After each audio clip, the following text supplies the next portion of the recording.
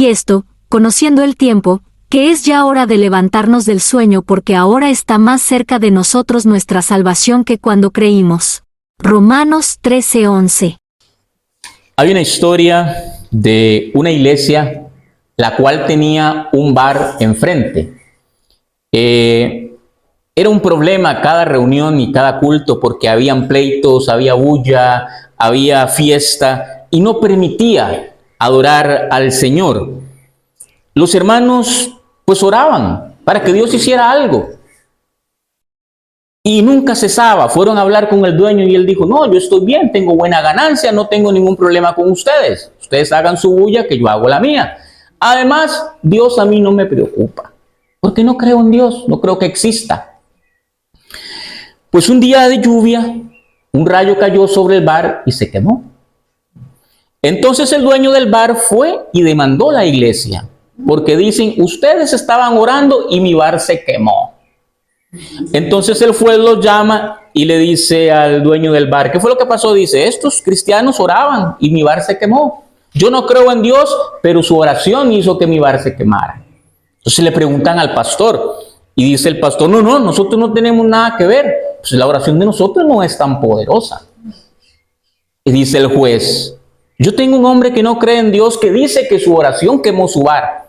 Y tengo ustedes que profesan una fe en Dios y dicen que no, que su oración no es tan poderosa. ¿Qué es lo que está pasando en nuestras iglesias? ¿Por qué nos hace falta fe? ¿Por qué dejamos de creer? Y es porque hemos caído en un estado de confort. Hemos llegado y hemos caído a dormir.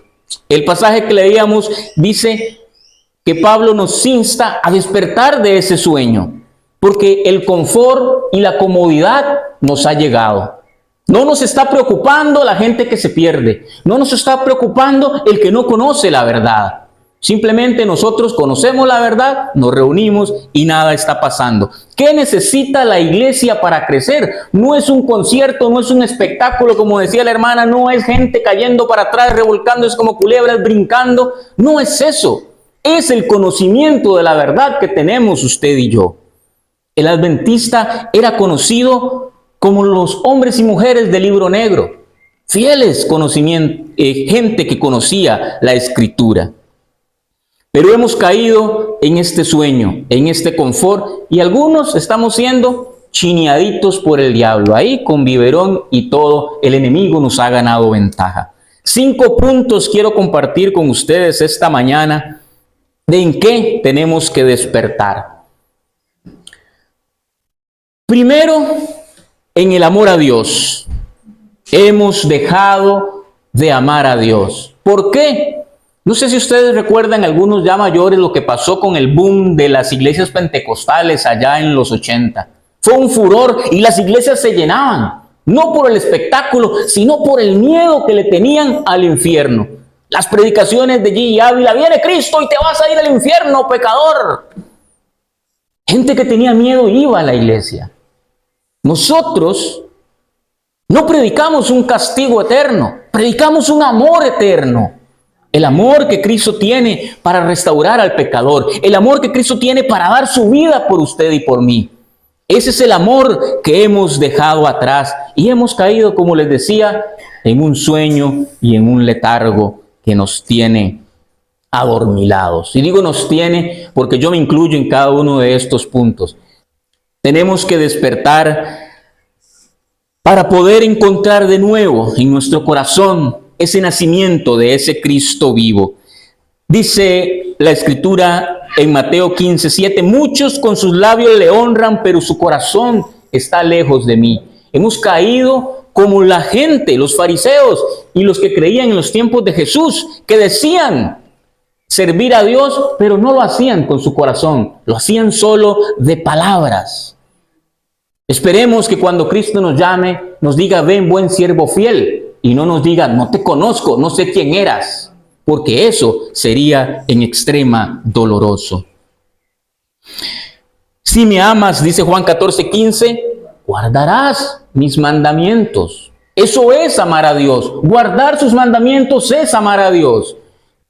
Algunos creen que los mandamientos ya no están vigentes. Sí lo están, estamos igual bajo la ley. Y dicen, sí, el mandamiento de no matar está vigente, el mandamiento de amar al Señor tu Dios con todo tu corazón, de honrar a tus padres, pero el cuarto no, ese ya cambió. No, todos los mandamientos, hay que guardar sus mandamientos tal y como están. Esa es la verdad que conocemos como adventistas. Pero quizás hemos caído en ese letargo y venimos a la iglesia para cumplir nada más y salimos y nada más está pasando. Tenemos que despertar en el amor de Dios. El sábado pasado comentaba con la iglesia otra anécdota de un hombre que tenía una gasolinera. Buen adventista, cerraba su negocio el sábado y un día de lluvia llegó un hombre a tocar la puerta de su casa y le dijo: Señor, ¿usted puede venderme 2 galones de gasolina? Porque tengo mi carro varado, mi esposa y mi niño están en el carro. Hace 2 kilómetros que quedé varado y encontré esta bomba. Y él le dice: no, soy adventista, no puedo venderle en este día. Bueno, regálemela, dijo el hombre. Y él le dice: no, tampoco. Y cerró su puerta. Aquel hombre tuvo que caminar 2 kilómetros más para ir a buscar gasolina. Entonces, ¿qué está pasando con la iglesia? ¿Estamos siendo tan legalistas que guardar el sábado es no ayudar al prójimo? Se nos olvida que el amor de Dios es el amor al prójimo. Se nos olvida que el amor de Dios es ayudar, compartir, entrega total. Hay que despertar, porque amar a Dios es amar al hermano, dice Primera de Juan 4:20. Si decimos amar a Dios, vamos a demostrarlo amando al hermano, porque amar a Dios es amar también a nuestro hermano. Tenemos que tener el deseo y el anhelo de alcanzar a más personas para Cristo. No es solo nuestra comisión, tiene que estar en nosotros eso. Hay que alcanzar al vecino, hay que alcanzar a la familia, sobre todo porque somos los seres que amamos. Ellos son los primeros que tienen que conocer esta verdad.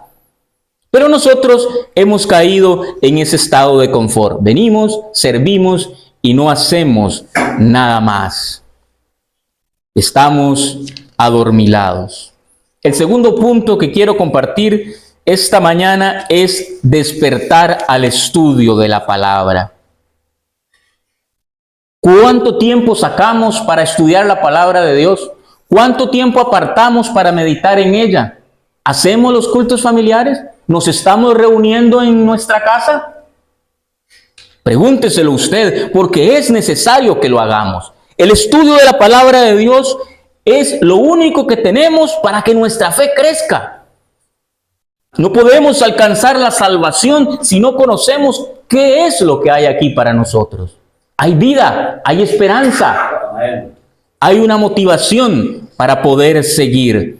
Vimos los mártires de la fe, gente que moría por lo que creía. Yo creo que si hoy llega aquí el ejército, la guerrilla o lo que sea, y nos amenaza con matarnos, si no nos vamos, creo que nos vamos. Porque ¿qué vamos a decir? No, nos reunimos afuera. No seríamos capaces de morir por nuestra convicción de fe. Incluso en el tiempo de la tribulación, cuando nos digan no hay para comer, cuando nuestros hijos lloren por hambre, ¿qué vamos a hacer? ¿Seríamos capaces de dejar morir a nuestros hijos por la convicción de creer en la palabra de Dios? Es difícil. Entonces, si esa gente fue quemada, si esa gente fue muerta, crucificada, desollada, le arrancaron su piel por creer en la palabra de Dios, ¿por qué nosotros, que no tenemos nada de eso, que no nos pasa nada de eso, que tenemos la ventaja de poder reunirnos, de la libertad de expresión, por qué no cumplimos con el mandato del Señor? Estamos dormidos, estamos tranquilos, nada nos está pasando. ¿Cuándo? La palabra de Dios debe ser un deleite. Hay gente que llega a la Biblia y le da sueño. Es la medicina para dormirse. Lee un pedacito y ya, mire, cayó ahí dormido. Es un analgésico la palabra del Señor. Y no, debe ser un deleite. Debemos anhelar estudiar la palabra y comprenderla. Porque no es como leer el periódico. Ay, no, es que no entiendo qué es lo que quiere decir aquí. Que tu propia prudencia reconoce todos tus caminos.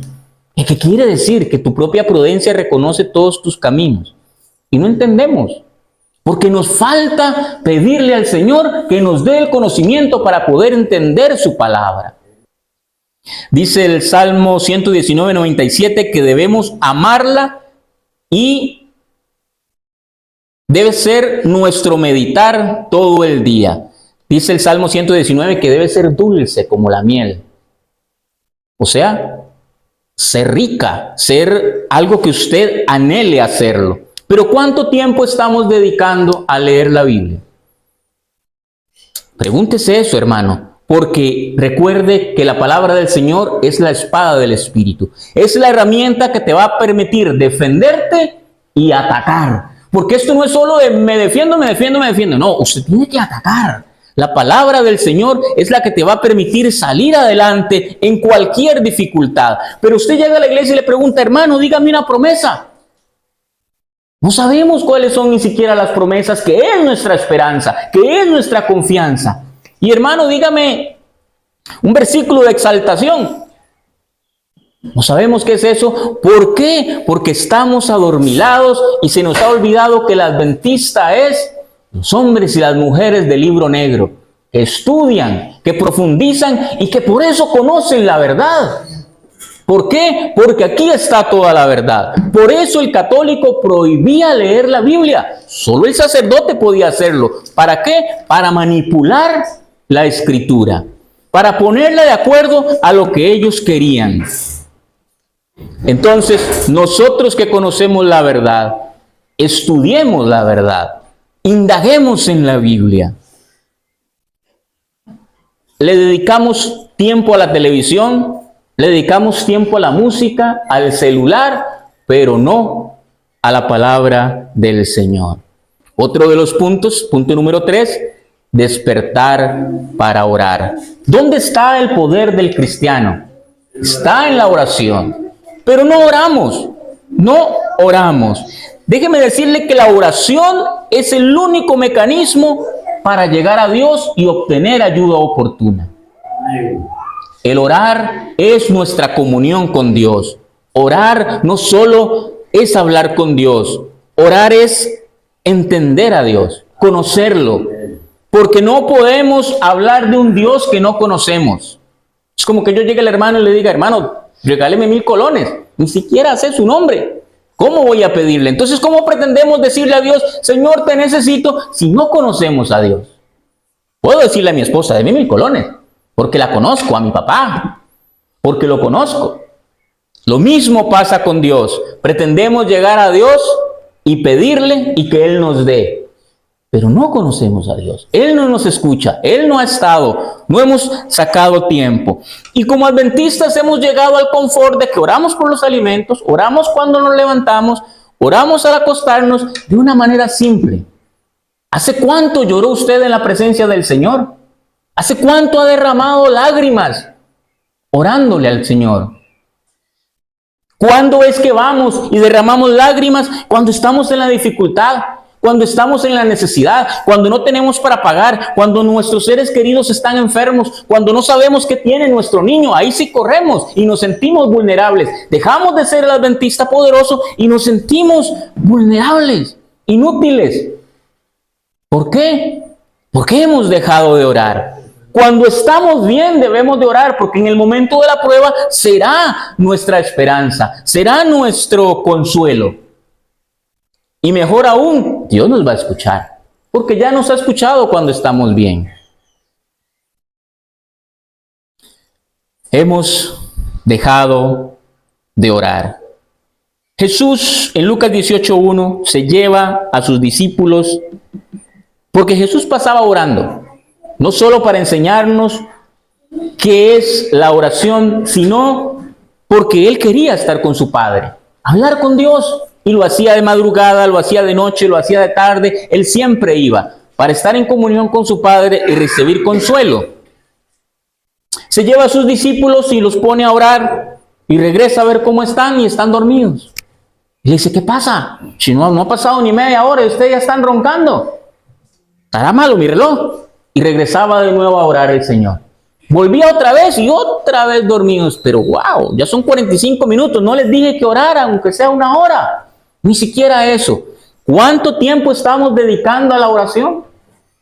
¿Solo para salir del paso? ¿Solo para cumplir como cristianos? ¿O verdaderamente es porque anhelamos estar en la presencia del Señor? Es importante sacar tiempo para la oración. Pues mientras Jesús dedicaba tiempo a la oración, sus discípulos estaban durmiendo. Regresa el Señor y les dice, no es posible, he venido 2 veces y están durmiendo. ¿Sabe qué? Duérmanse ya no ocupan orar. Y venía Judas con el cortel de gente para llevarse al Señor para ser juzgado. Mientras Jesús estaba derramando lágrimas de sangre ahí orando, porque dice la Escritura que así fue, estaba tan compungido, estaba tan frustrado de lo que le iba a pasar, porque él sabía que ya iba a morir, sabía que su tiempo estaba contado. Por eso quería que sus amigos que estaban cerca con él lo acompañaran en ese momento, y ellos echándose una pestañita. Jesús regresa y como hombre, como humano, les dice, está bien, duérmanse ya. Obviamente no pudieron dormir después de ese alboroto que se hizo y hasta salieron corriendo por todos lados. Pero debemos orar sin cesar, ser constantes en la oración y dedicarle tiempo. Dice Efesios 6:18, orando en todo tiempo. En todo tiempo. Cuando estamos bien, cuando estamos mal, cuando la cosa está regular. ¿Por qué? Porque dependemos de Dios. Porque dependemos de Él. ¿A quién más vamos a ir? Al gobierno. Como son tan ágiles. En fin, debemos orar en todo tiempo. Si no dedicamos tiempo a la oración, vamos a caer dormidos en un profundo sueño del cual después no vamos a poder despertar. Tenemos que fundamentarnos en esa oración. Punto número 4, vamos rápido. Punto número 4, tenemos que despertarnos para ofrendar, porque muchos seguimos dormidos en el mandamiento de ofrendar cada 7º día de la semana.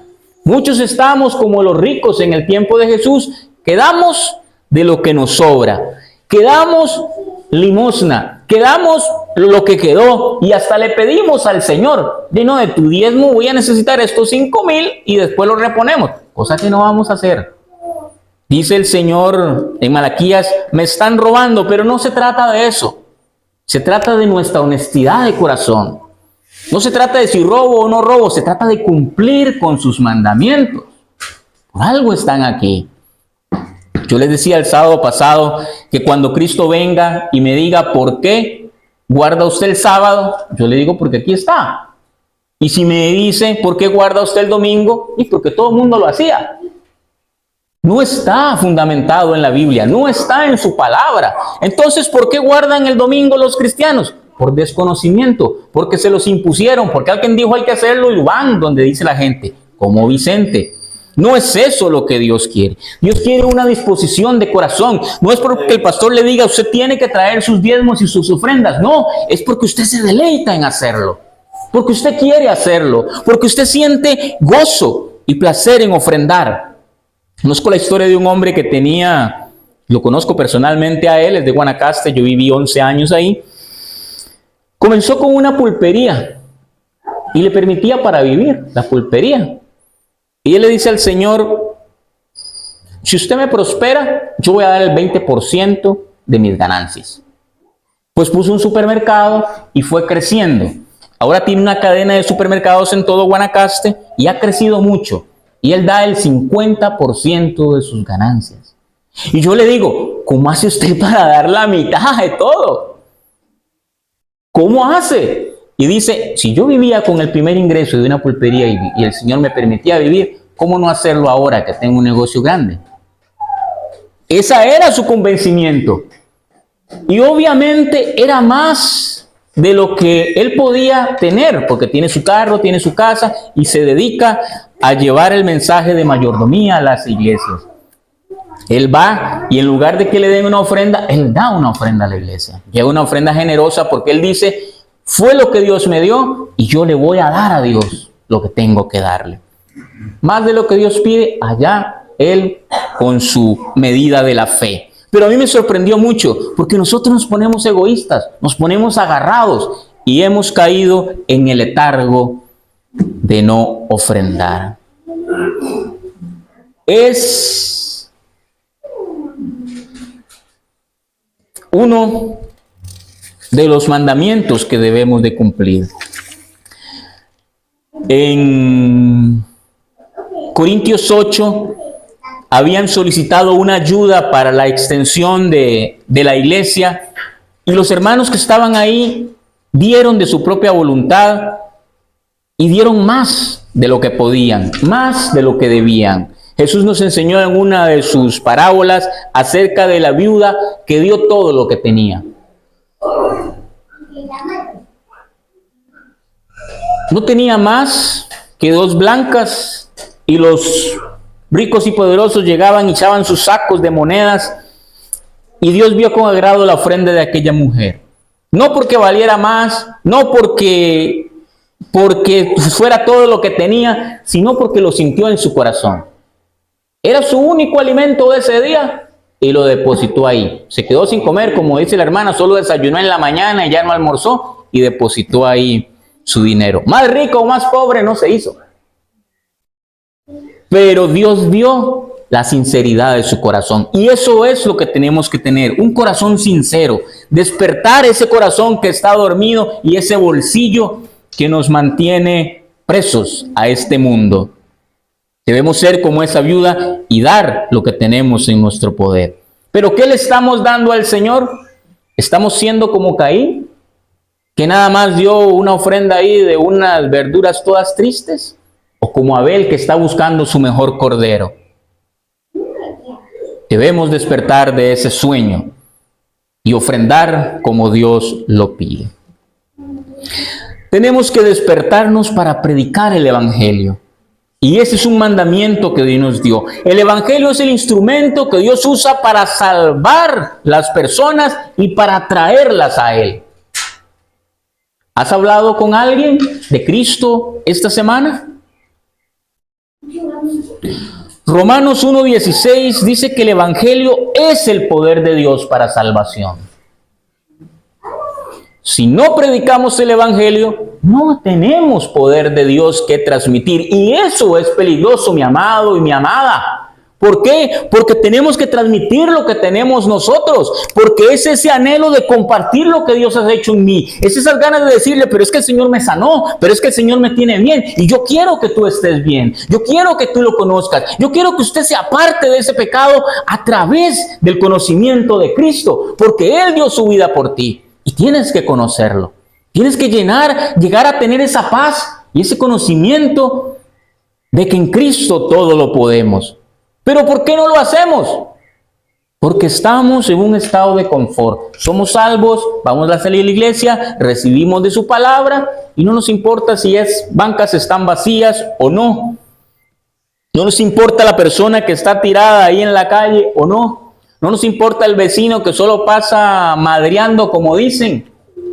Más bien cerramos nuestros oídos, ponemos un poquito de musiquita para olvidarnos de lo que está pasando afuera. Y no, tenemos que tener ese celo por querer transmitir la palabra de Dios, para que otros conozcan y se salven. Dios no quiere que nadie se pierda. Él quiere que todos sean redimidos. Y estamos en esa lucha constante contra el enemigo, porque el enemigo se quiere llevar a la mayor cantidad. El diablo quiere quitarle a Dios la mayor parte de sus hijos, y entre más se condenen, más gozoso va a estar él.